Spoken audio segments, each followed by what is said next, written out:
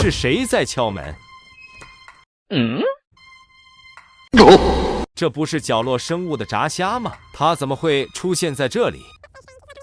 什么？求收留？可是我们家已经快住不下了。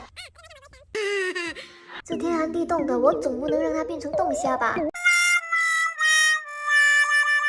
来，走吧走吧，跟我回家。你的房间不会就在这个垃圾袋里面吧？打开看看，这不是盲盒吗？里面这么多，你的房间不会要我帮你搭吧？那就来吧。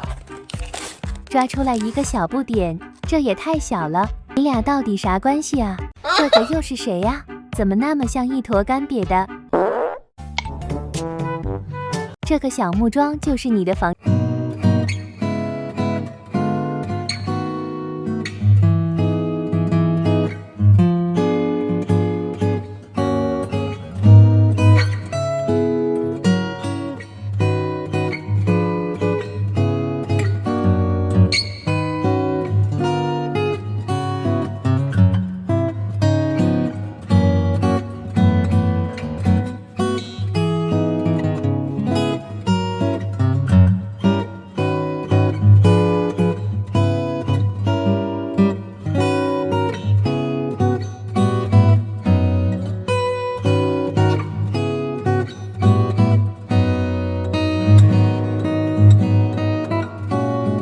有晴天娃娃出来，耳机配音响，星星配月亮，地上都是书，家里还长蘑菇，饿了还有蜗牛送苹果，感觉特别适合我。蜗牛说搞错了，苹果是送给他的。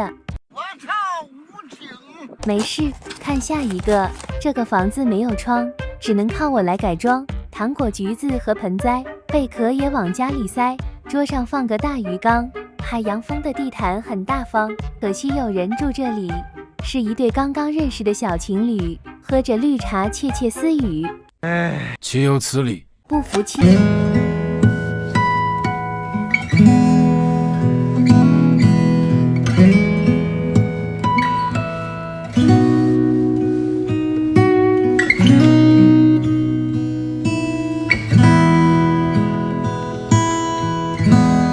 你也没法住。